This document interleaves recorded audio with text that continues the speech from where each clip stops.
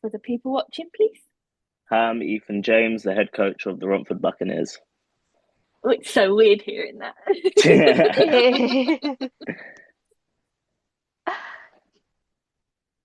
So you was a goalie for many, many years. How did that position shape the way that you see the game compared to what a skater would? Uh, I guess as a goalie, you kind of need to know what everyone's doing on the ice. Like you see the whole ice, you watch the game most of the time. Like even if it's in the other zone, you still got to be concentrated, knowing what's going on. So I guess you just kind of know what everyone should kind of be doing at various points on the ice. What was one of the toughest lessons you learned as a goalie? Uh, you either I don't know, it's tough. There's loads of different times where you learn a lesson. Like I played in finals and lost. I played in finals and won. I've like every time you win or even when you lose, like especially when you lose, you learn something. It's just I guess moving forward from a big failure. Like it's just knowing how to achieve whatever your next goal is and knowing how to take them next steps to move forward, not dwell on that failure at that time. That is some good advice. How did you handle the bad goals or the rough nights when you was playing? Um, I was always a believer once the game's finished, just you got it's done. Nothing can be done once that game's finished. Especially like when a goal goes in, like once the ref's made that decision, it's a goal. It's a goal. Um, Sometimes you might not agree, and you are going to argue it because hockey's an emotional sport. But yeah, it's just you got to accept sometimes whenever the ref makes that decision, it's final. Like that, unless you're in the NHL and you have video review, or even the Elite League now does. But if you're in them leagues, you might have that chance. But even then, you don't know until you actually see it, right? Yeah, Yeah. you had your fair share of arguments with the rest. Oh yeah, for sure, for sure. uh, so how did you end up with the head coach role at the Bucks? If you can tell us that story. Um, I mean, The big change. yeah, like I wasn't obviously signed anywhere.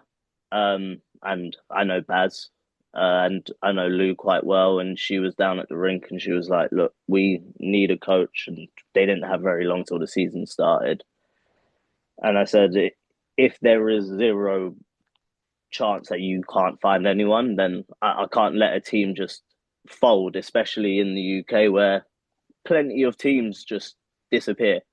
Yeah. So yeah, I knew like if I really had to, I had to keep the team alive. So yeah, it was kind of just we needed you. So yeah, And you thought, why not?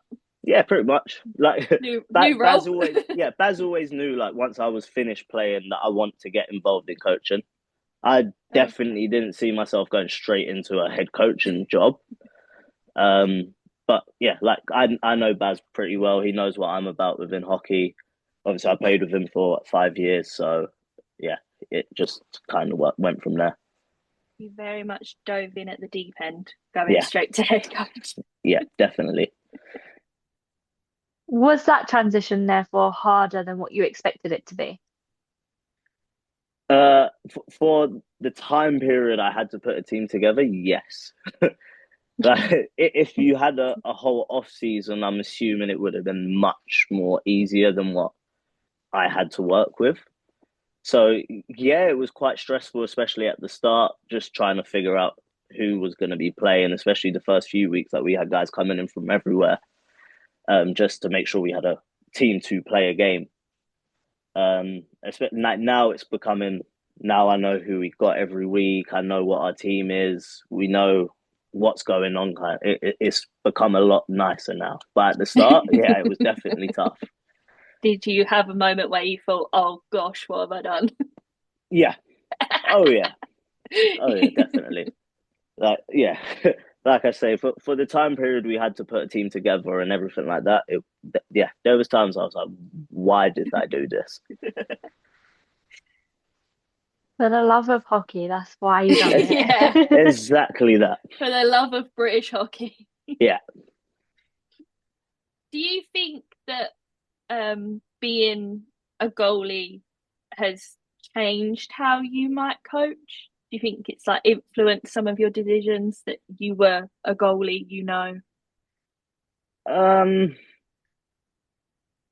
yes and no, because I love hockey. So yes, I was a goalie and I played a goalie, but when I watch hockey, I don't just watch a goalie. I watch everything that's going on the ice. So I guess it's just trying to, especially now as a head coach, you just got to learn different moments. Every time you're in a game, you are learning, especially during your first few years. So yeah, I wouldn't say being a goalie helps me decide certain things because there's stuff, let's say, in the offensive zone.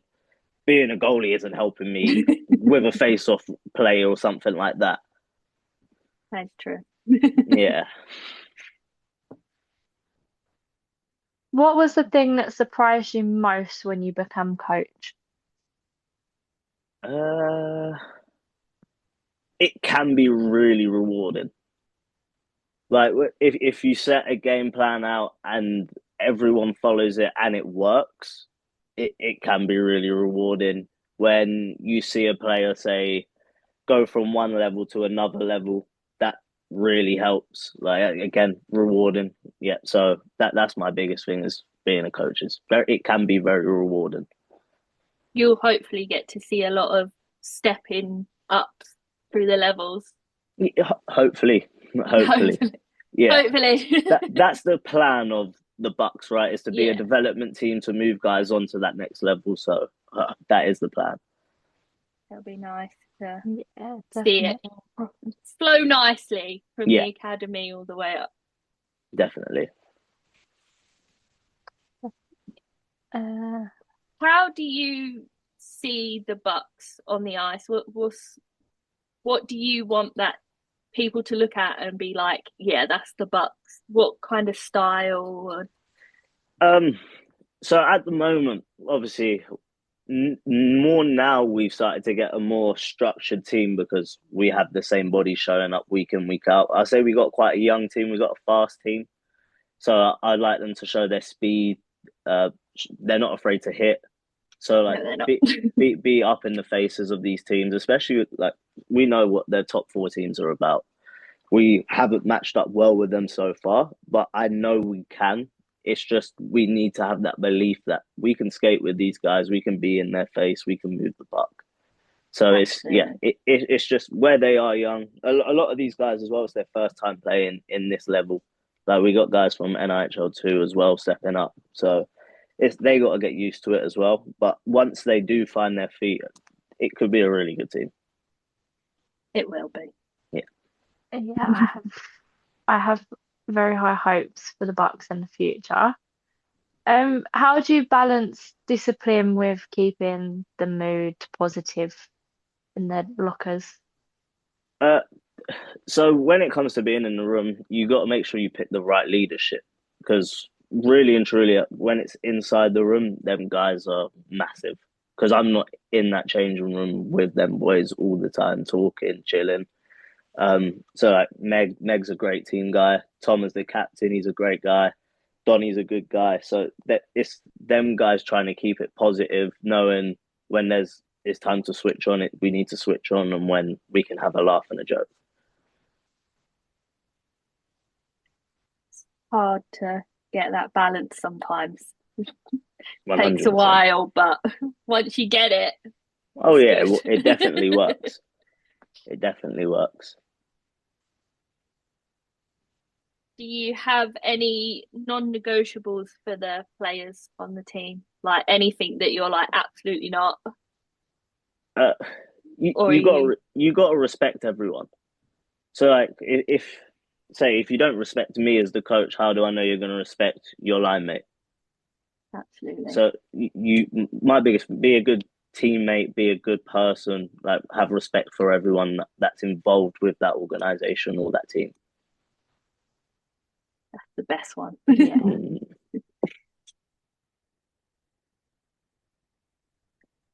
How do you approach developing the younger players within the squad? Uh, you can't be shouting all the time. Like I work in a school, so I know shouting all the time definitely doesn't work. Every person's different, so you got to actually learn your players, see what they're like, what they react to, what they don't react to. Um, so yeah, it's just firstly you got to learn your players. So I know I can push certain players differently to how I'll push other players. At the start, I didn't know that. I've heard different things about players, but until you actually meet them, you spend a few weeks, months with them, then you get to actually see what it's like, see them in different situations, how they handle them. So it's yeah, it definitely learning what your players are like, how they react, and then see what you can do to help that.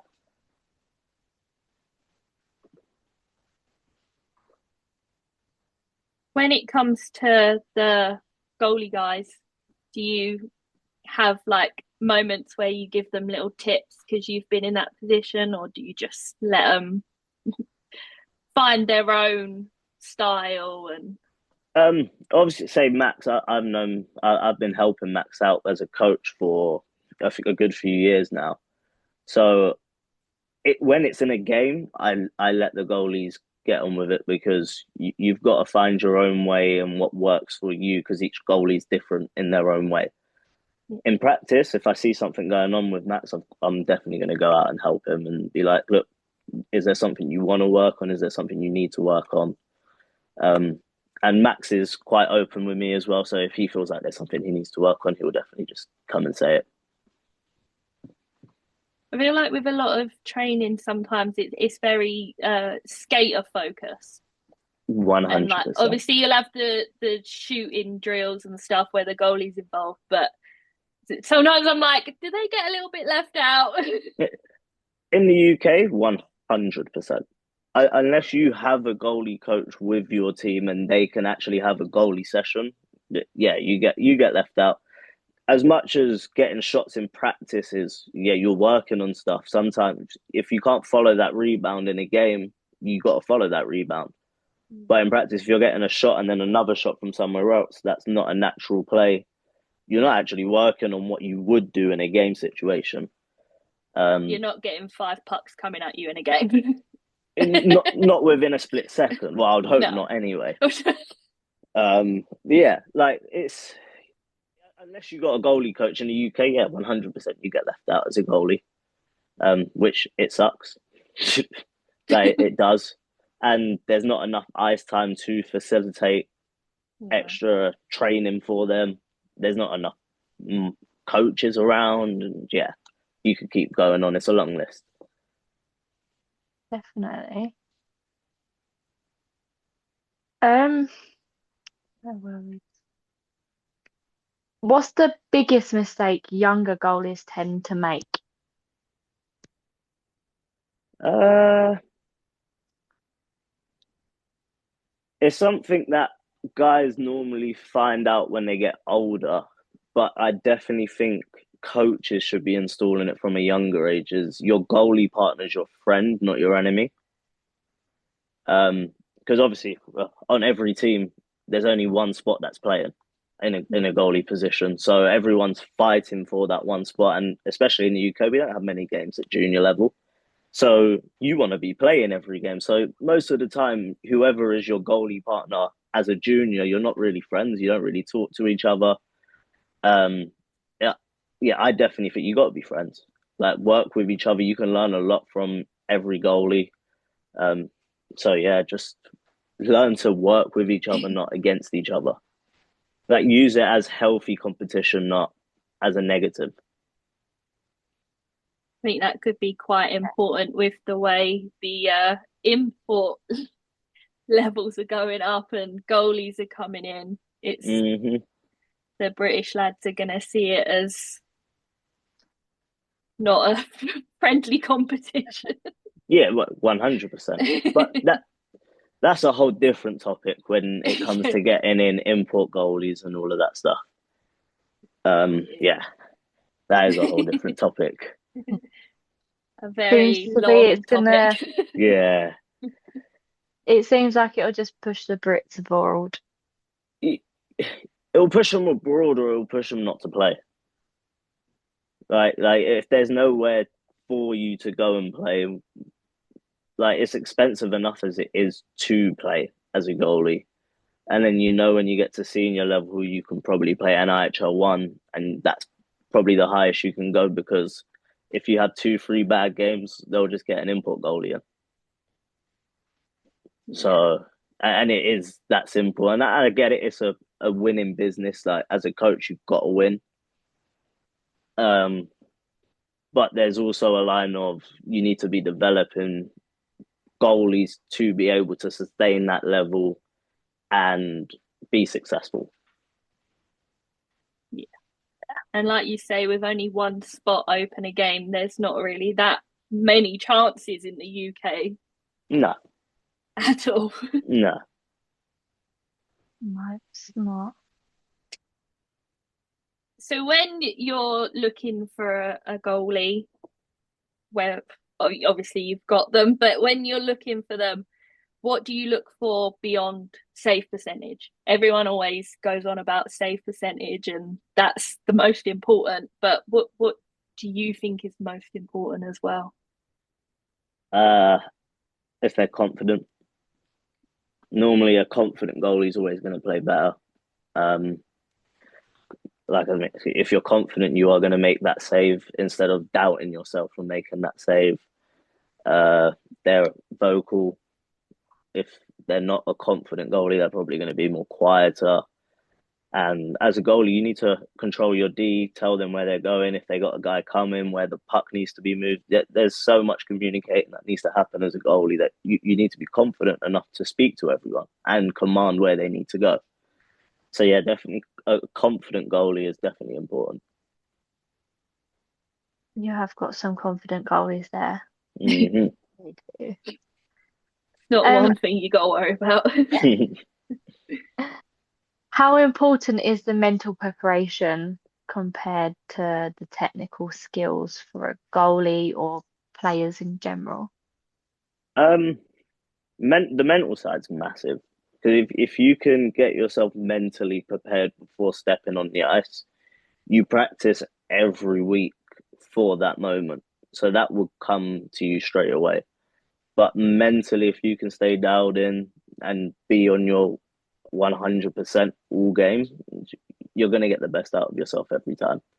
So, yeah, I don't think we teach enough of the mental side of the game throughout the whole way up, even in the senior level. Unless you're in the elite league, nothing really gets trained on the mental side of the game.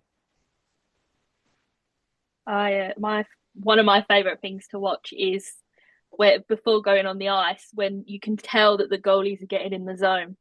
Mm-hmm. You did it a lot. You staring at the floor, just In your own little world. yeah, Yeah, just not you like can just normally tell you're getting in the zone. visualization or something. Yeah, you're just getting yourself in that moment to go play hockey.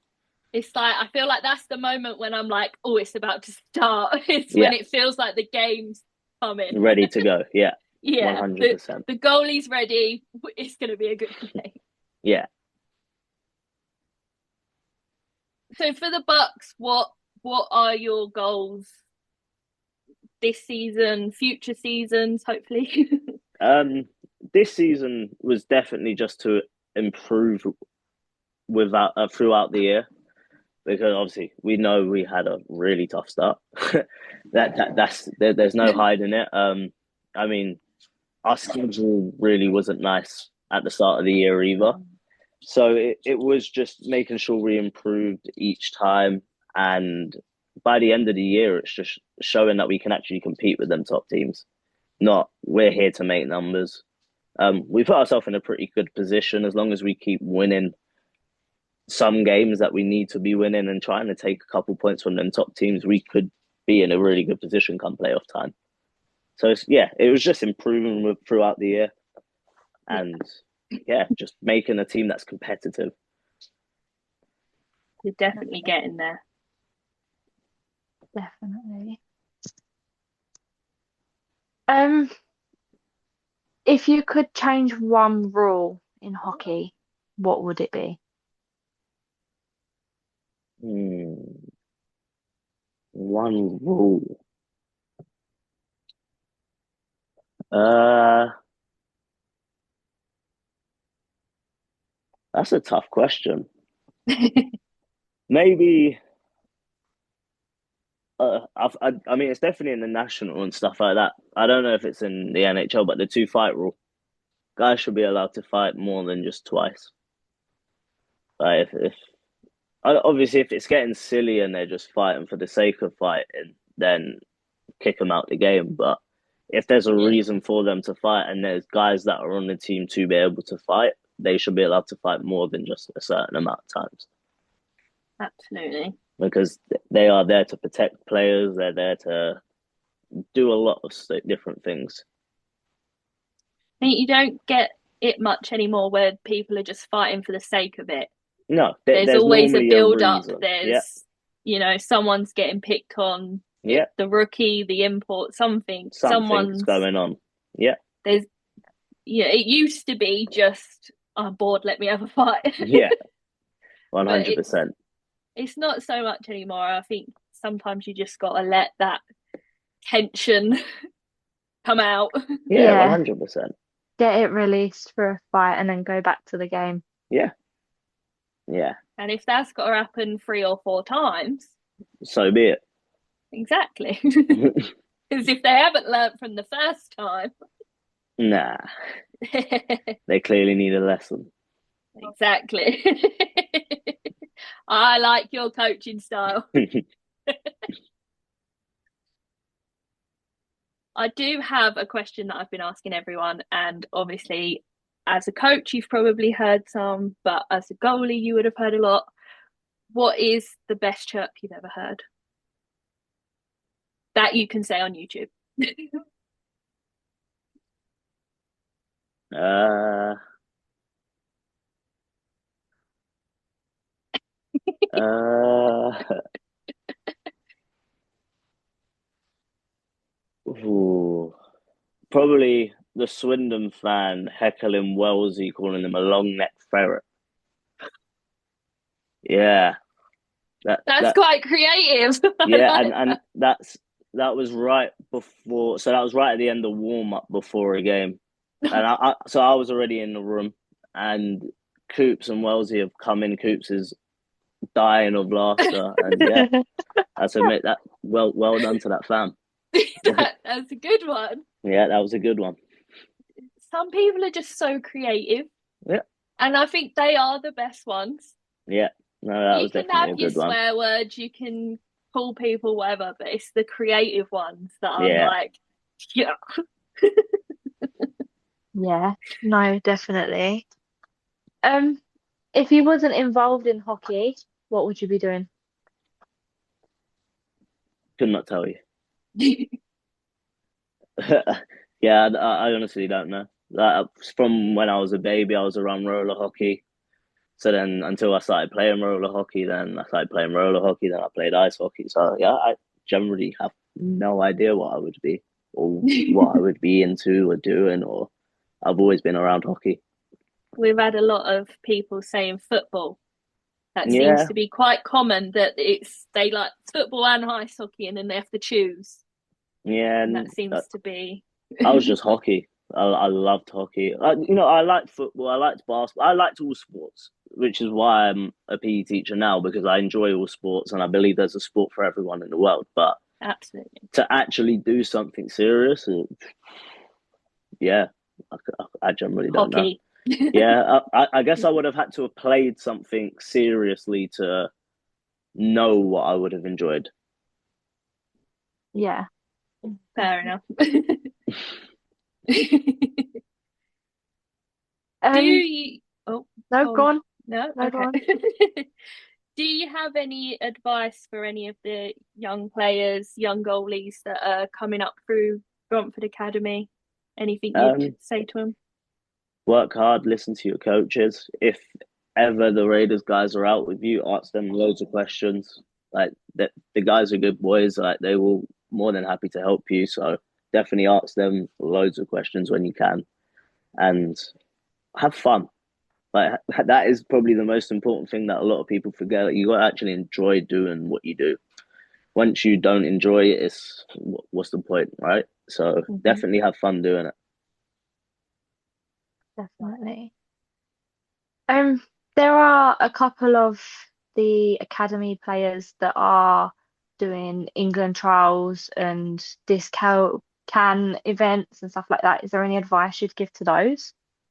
Um, Again, like go there, showcase your skills, but have fun. Like it's every experience is a learning experience. Don't put too much pressure on yourself because that's when you won't enjoy it. So definitely just go there and have fun. I think a lot of people forget that part. Yeah. They're so focused on this is what I need to be doing, this is Hmm. where I want to go, that they forget why they joined the sport in the first place. Yeah. 100%.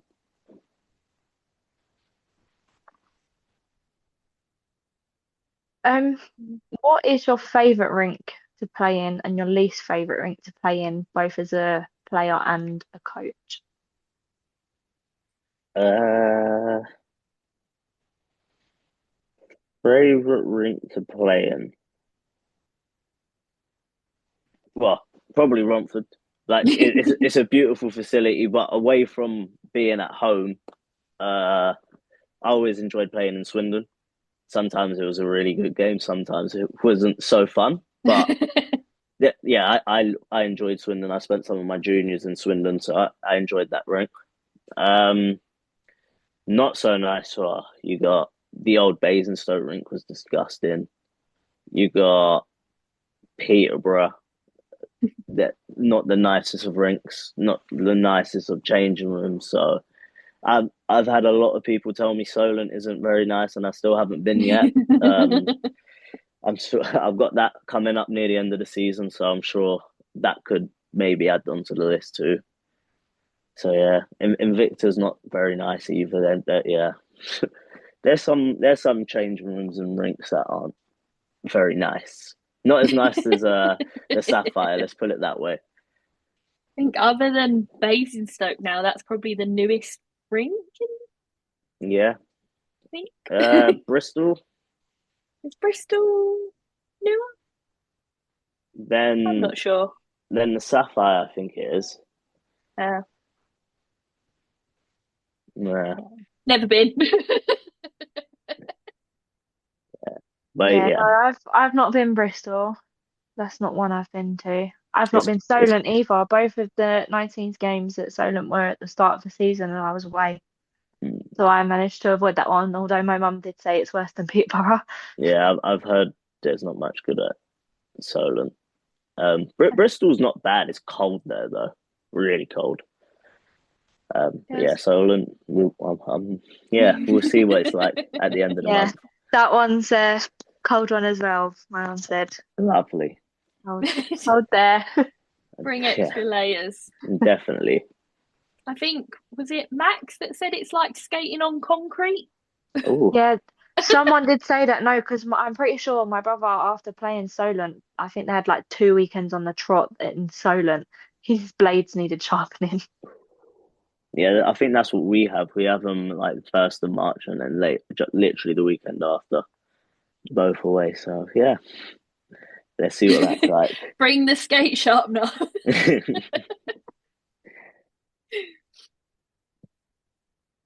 Do you have a message for any Romford fans that are watching? Any Bucks fans, Raiders fans? uh, I hope you enjoy the season. Enjoy watching your team. Um, don't be so hard on them. Like they try their best every week, and cheer loud and proud for them. Like you're proud of them boys. Them boys are proud to be on the ice. So definitely just always be loud and proud. And go to Bucks games.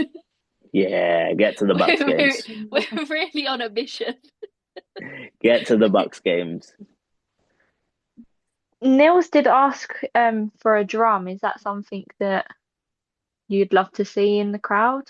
Oh yeah, I'm a fan of anything that brings atmosphere. My mum used to bring the drum every year that we done conference, and she would do it all up, and everyone knew her to bring her drum at conference every year. So I'm all for drums. It brings that atmosphere, it gets the fans going. They can get everyone to sing at the same chant, and yeah, it could be always definitely a really good thing. I know your Get mum rid still of the has that boohoo drum. swailers. Yeah, she definitely still has it. I remember it coming out. Might have been the cup finals last season. It Yeah, came out. possibly. Yeah. I remember that then. Got any more questions, Katie? Do you have any superstitions or Ooh, good one. rituals? Yeah, I have loads. Yeah, I've got everything on a game day would normally be the exact same kind of routine, and so yeah, uh, From the minute you wake up or when you get to the ring? uh, more time I would always have the same breakfast, and I would try to do a very similar routine. It depends, obviously, where we were the night before, how long I've had to sleep, and stuff like that. So, but normally, as much as I can, very much the same routine every game. Yeah, I was a very superstitious person. If things didn't work out, did you then change certain things, or was it nope, gotta No, keep it? no, I got told from a young age, especially as a goalie, find stuff that works for you to get your headspace in an area that you're always ready to, like you always feel the same going into that game. So I kind of just found little things that worked for me, and yeah, I just stuck with it. It took many, many years. Like it ain't gonna be right the first time you do it, but once you find it, you know that that's what you're gonna do moving forward. I think Niels was saying about that he keeps picking little things up from like older guys that he's Hmm. seen, and Yeah. he tries them and sees if it works for him. Yeah, He's not found it yet. especially as a young player, like you can definitely do that, but it's also being unique, finding just what works for you. Like you don't need to copy what someone else has done. You can definitely just like mine was quite simple, but it worked for what I wanted it to do. Um, so yeah, it's everyone's gonna find what they need to do throughout a routine, and I definitely believe doing a routine helps you get in the right mindset for going into a game, even going into practice as well. Really and truly. Yeah, I suppose like a lot of them take practice quite seriously. I've learned. Yeah. Not like I thought it was a laugh and a joke, but like No, a practice. lot have You should said, be in the right mind frame yeah, to go into practice. a lot of them have said that they train hard enough in practice to make the game day easier. Yeah. And I was like, Yeah. and I like that.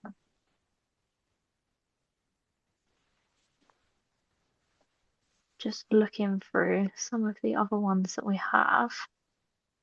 Do you check the scoreboard more than what you'd want to admit you do? Uh, Now as a coach or when I played? Both. Both. Uh, so when I would play, I like to check the scoreboard to see the time. I like to know how long was it, especially when you're an end that say second period when it's behind you, you have no idea what's going on. Um, yeah, I was a goalie that's very much if we know that we're in control of the play, I want to keep the play going, but I also need to be looking at the time to know maybe I should actually freeze this because if I play this and we turn it over and they score, that's not a very good play. As a coach, again, the same thing because if we're later on in the game and we want to pull the goalie, you need to be checking that clock. The score, you know, the score during the game, so you don't really look back up to that.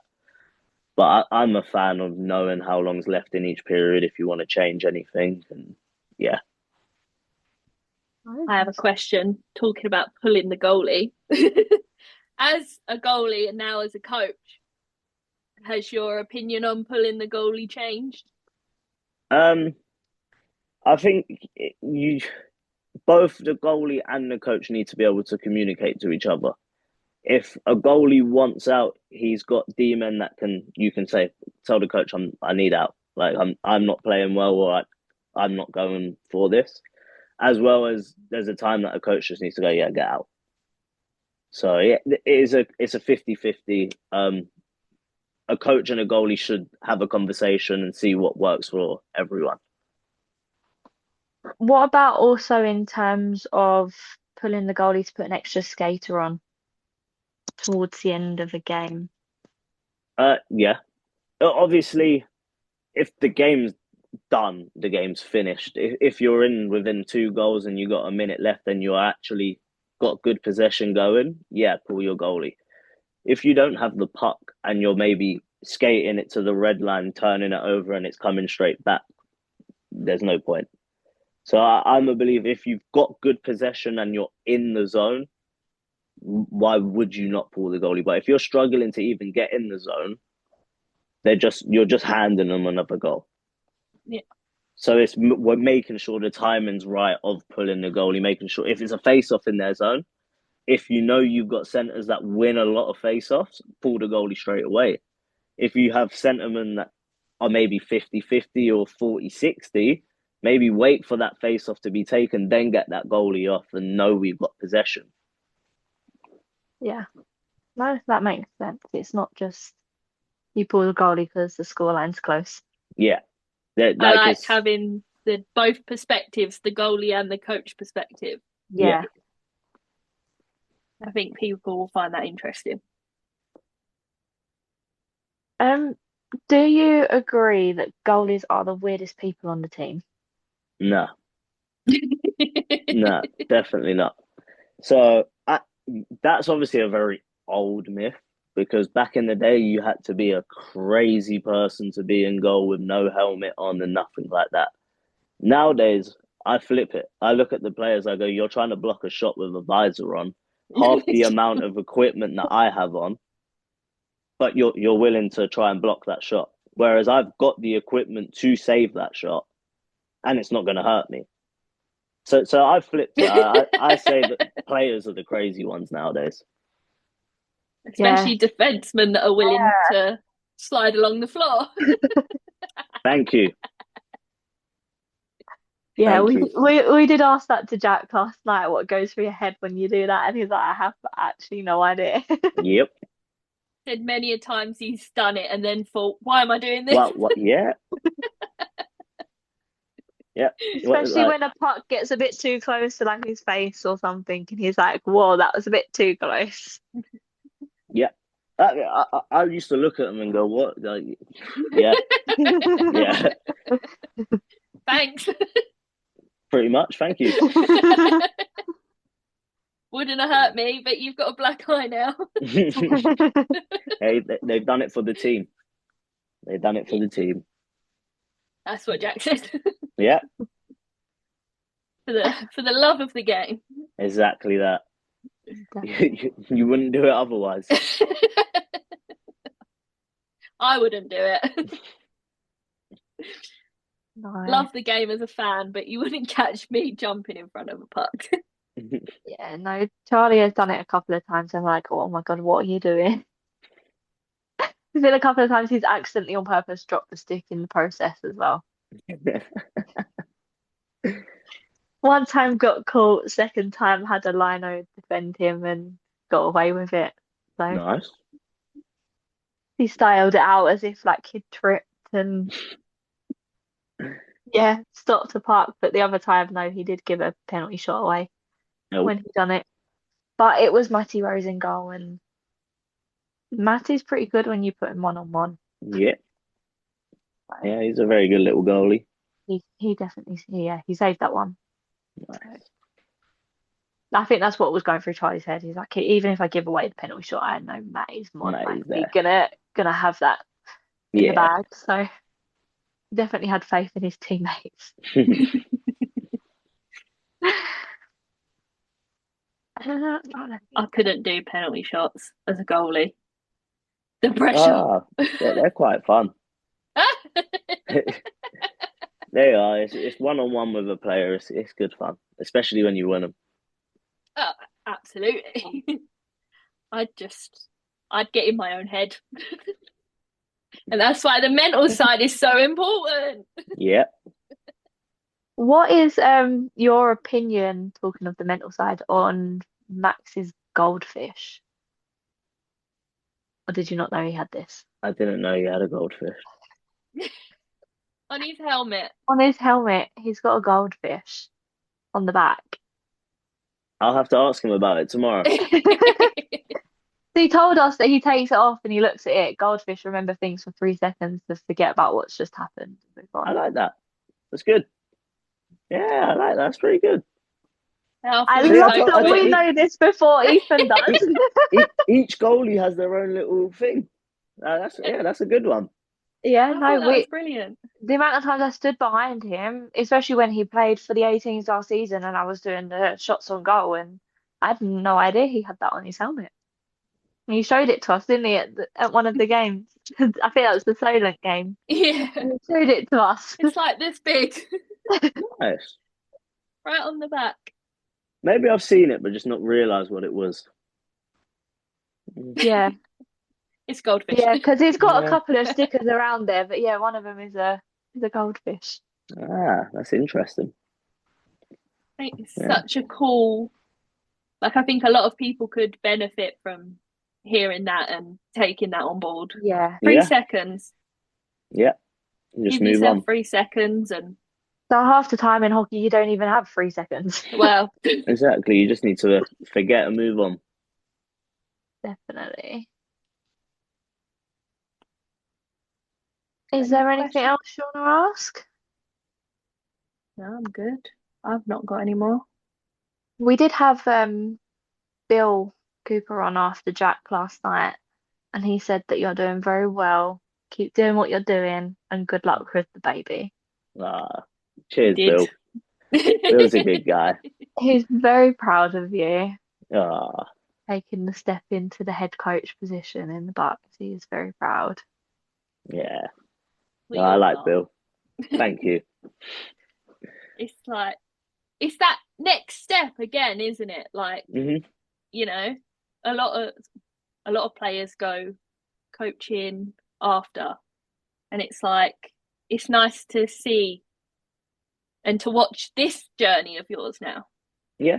You see your Yeah, journey as a definitely. goalie, and then and